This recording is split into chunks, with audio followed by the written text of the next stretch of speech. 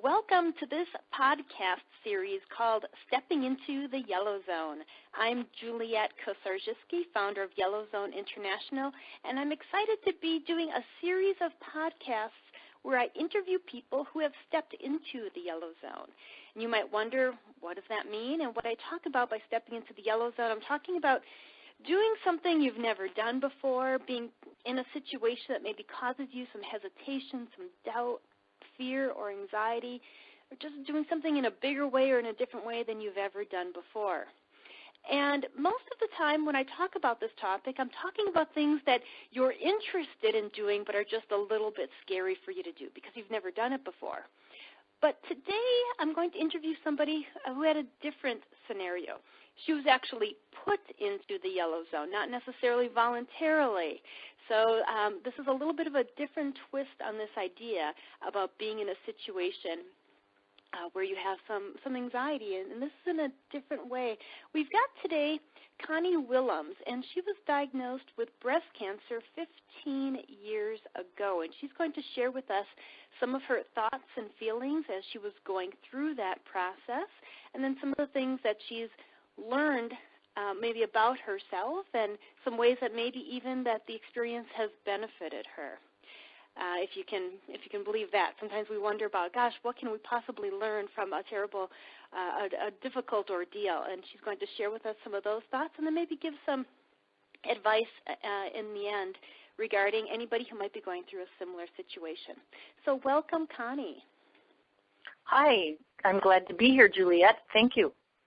Thanks. Why don't you start by telling our listeners just a little bit about that time 15 years ago when you got this diagnosis? Well, yes, I think it was a very scary time. It was a scary diagnosis. I had many grandparents and so forth who had been diagnosed with cancer and then died. So I often wondered if someone gets a cancer diagnosis, is it a death sentence? But I found out that now that I'm a survivor, that I do have friends and family and acquaintances and many people who today are surviving cancer because of the wonderful research and advances that are being made on a daily basis. In fact, I even know of several advances or changes that have taken place in the past 15 years since I had my treatments. So I think I would offer a lot of hope and encouragement to anyone who does receive a diagnosis like this, or if you know someone who has that the cancer, the yellow zone of cancer to go through. Right. Well, try to remember back then, what were some of the thoughts and feelings you had? I mean, you talked about one of the thoughts being, am I going to survive this, right? But tell us a little bit more about, what else was going on in your mind, and what was your emotional state as you heard this diagnosis? Well, one of the things you ask yourself as you begin to lose your hair and you look in the mirror and you see this bald head, for one thing, you ask yourself, am I going to be able to go out in public looking like this, or what should I do? Should I wear hats or scarves, or should I get a wig? And I found out that wearing a wig could actually be fun. You could, and if you were fortunate to have two wigs, the way I did, you could have the fun of changing once in a while. And I realized I needed a sense of humor because I was painting a ceiling, a white ceiling one time while wearing my wig. And when I finished, I looked in the mirror and I had a blob of white paint right in the front of the wig. Oh. So I said, oh, okay, good. A good excuse to go out and buy a different wig. I was kind of tired of this one anyway. So I think kind of being able to laugh at yourself, only because it's such a serious situation, and maybe that's just me, but being able to laugh at yourself really helps. And I've heard it releases endorphins, so why not? Right. I mean, that's such a good idea in terms of being able to find something positive in the scenario, right? It's like, oh, I get a chance to try different hairstyles. Oh, I can have fun with this and have completely different hairstyles through different wigs. What a great idea. Mm-hmm. Yes. And then still on this topic of hair loss, a friend of mine had a sister or someone who had gone through it the previous year. So she volunteered to pick me up and take me to a support group meeting. When I got in the car, this lady had this really cute hairdo. Her hair had grown back, and it was very pretty. And that gave me so much encouragement to know that she had not only lost her hair, but she had survived. Now she had her hair back. She was looking absolutely fabulous. And it just gave me a lot of hope and encouragement to think, well, maybe this isn't a permanent situation. This is temporary. And by George, I'm gonna make it through. And a year from now, I'm gonna be looking super duper great also. So I guess my advice is if you have a very serious diagnosis, if you can find support, there are support groups in just about every town. You can look it up on the internet and either find a support group or get connected with another survivor. It can give you a lot of hope and encouragement. You know, and you bring up a good point about that, is to look to others who have already experienced what you're going through. Of course, nobody's experience is exactly the same, but seeking out other people who've, been there, who could relate, and then to see how successful they are, having gone through the experience, I think that can really be a good reminder for us to do that. Because sometimes in life, it doesn't even have to be medical related, but anything we might be doing, whether it's a challenging job we're facing or just, something we're experiencing that's difficult in a relationship, just realizing other people have already been there. So go and find those people, and maybe you can get some support and encouragement from them, because if they did it, certainly you can do it too. That's a good idea. Right. Also, I wanted to mention not only looking to other people, but maybe looking to other health organizations, whether it's getting a second opinion from another doctor or seeking out a university training hospital to see what they are offering. And here's an example. The first doctor who gave me the diagnosis suggested a mastectomy, which means, pretty serious surgery, removing the entire breast, and then reconstructive surgery. And then I went to another doctor. I received a second opinion, and he said we could do something called a lumpectomy. And I'm not a medical person. I'm okay with, these are just my layman's terms. So the way I understood lumpectomy was, let's remove the lump and then follow up with chemo and radiation. And that's the path I chose. Now, as you said, every situation is different. So my recommendation is to get information, whether it's a second or even third opinion. Take someone with you, because it is so overwhelming. Like, take your spouse or a sister or somebody who can listen and be another pair of ears, and they can even take notes if you have to, and then go home and sit down and look at all of your options before making your final decision. Very good. Yeah, it's always good to be well informed.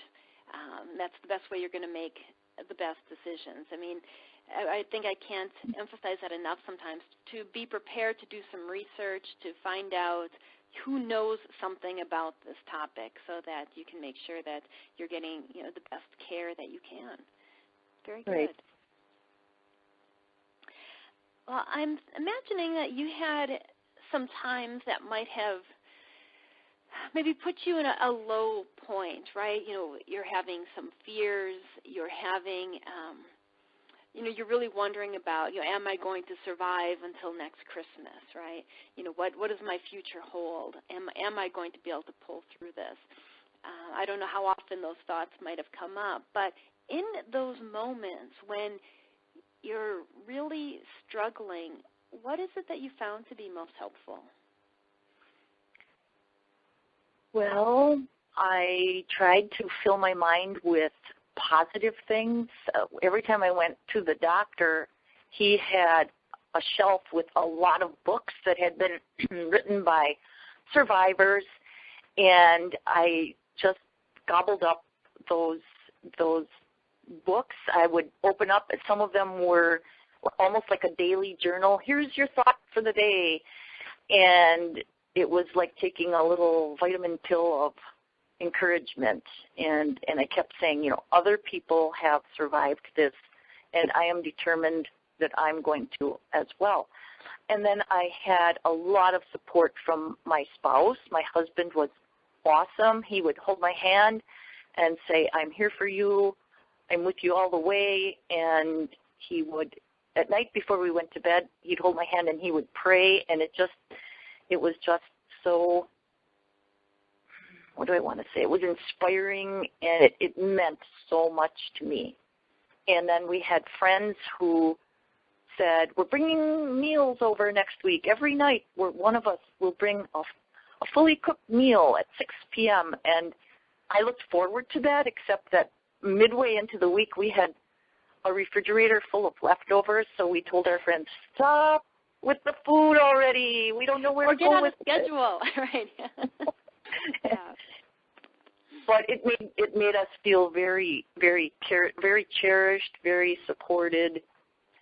And I'm very, very thankful that I had friends and family who were there for me. So it's a good example for the rest of us. If you know someone who is struggling with maybe not cancer, but maybe rehabbing from surgery or something, instead of saying, well, let me know if there's anything I can do, just call them up and say, I'm coming over tomorrow with some chicken soup, or I'm coming over tomorrow and picking you up, and I'm going to take you for a ride, go out to lunch if they think they can handle it. But just to do something, and it could be ordinary things like picking up some toilet paper or some household item that makes them feel cherished and cared for. That's great. It's a good reminder to all of us that to not just offer support, but to actually take action on it. And, I'm smiling when you talked about having a refrigerator so full of food because everybody wants to bring food at once. I mean, it makes sense that a lot of times in the very beginning everybody wants to help, but maybe as time goes on they've kind of forgotten about it, and maybe having some kind of schedule among friends of like every Monday I'm going to do something, every Tuesday somebody else is going to do something, and maybe having something like that worked out so that a person has some breathing room, but they also have a lot of support, and it's something that's maybe continuing instead of something that's all bunched up at one period of time. I like that idea, yes. Good advice, Juliet.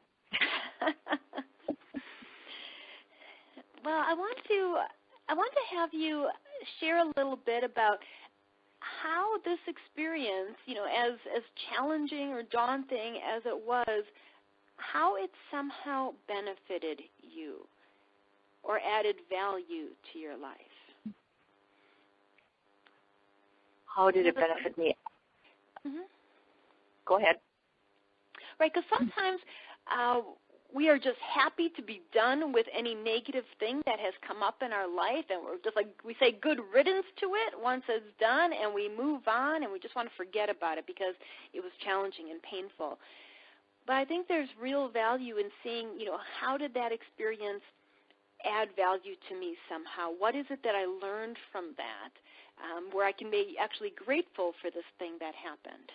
How would you answer that?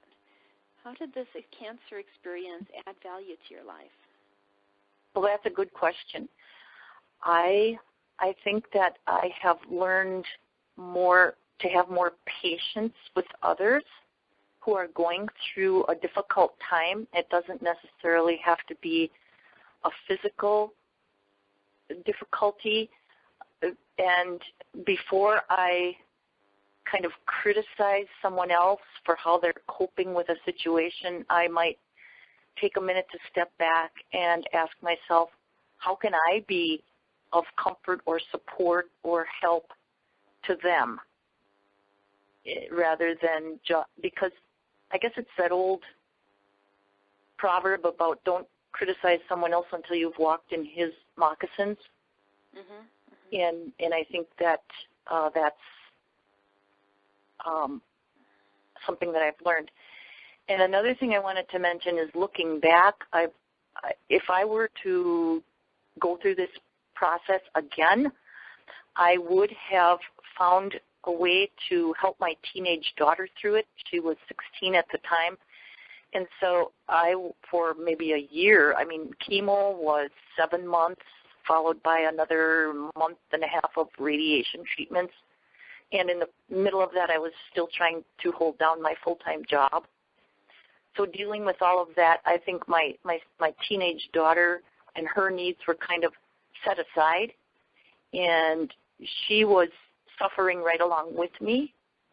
Mm-hmm. So if I were to do it, if I were to give any advice to someone who's going through a very serious, challenging health situation or whatever it is, could be going through a divorce or a job loss or moving or something, just take a look around and look at your family's needs and see if there's a way that maybe you can hook them up with others who could support them through that temporary crisis.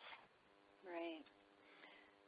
No, that's a great point, because sometimes when we're going through something difficult ourselves, it uses up all of our energy to be able to take care of ourselves, and we might not have extra energy or time or even the mental ability to be able to be there and support other people at the same time.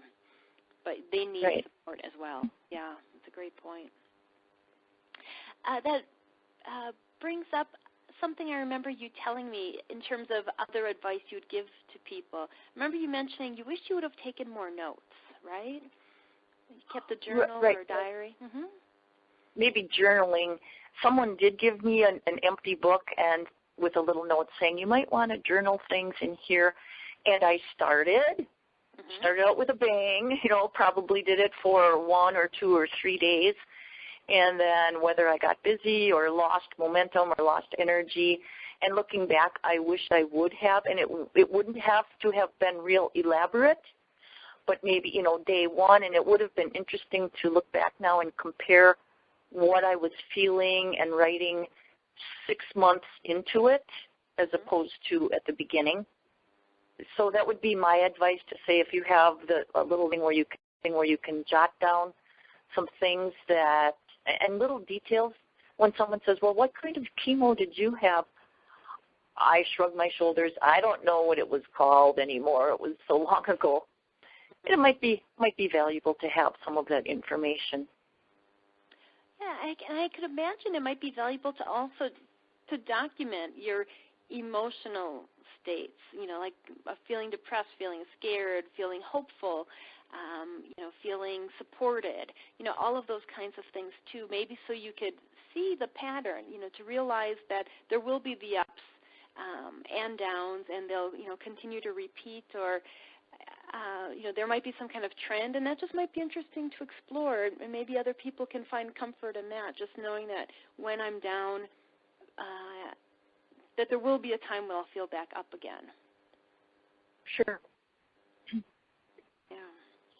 Well, are there any other closing thoughts you want to share about this experience, or any other remarks about anybody else who might be going through something similar? I would say just try to take the attitude that this is a temporary bump in the road and I'm going to get through it. And that, next year at this time I'll be able to look back and either maybe laugh at myself, at some of the funny things I did, or just to realize, or pat myself on the back and say, hey, you hung in there and you made it. Really, life is just a series of challenges.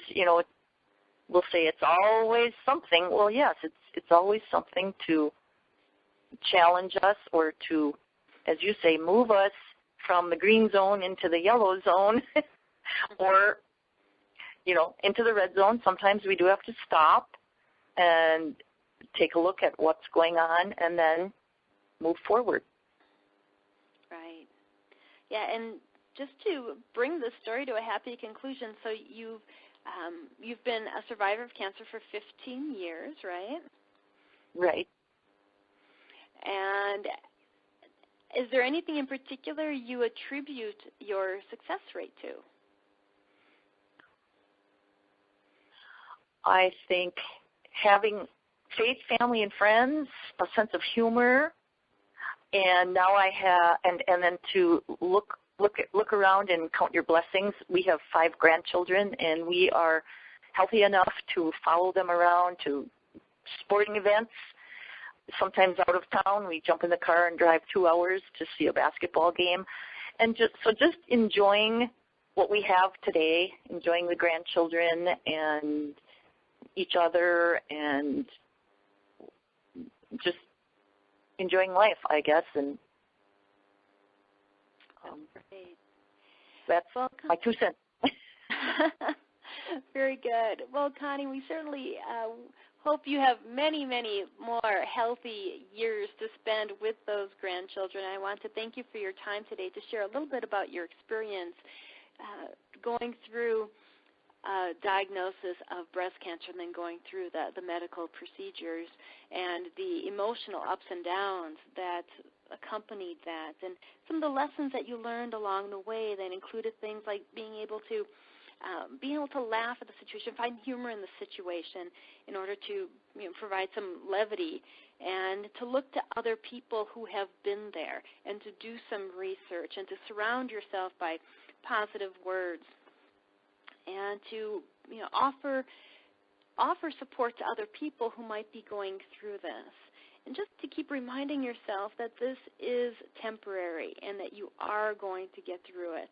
So those are all really great lessons, Connie. And these are the kinds of things that I think sometimes we all need to be reminded about when we're all going through difficult times ourselves. Because sometimes when we are in the yellow zone, it's not because we've chosen to be there. It's because we've been put there by some kind of circumstance, whether it's a medical diagnosis or something else. And it's just having this real positive attitude and, reaching out to others will help us get through that. So that wraps up this podcast for today.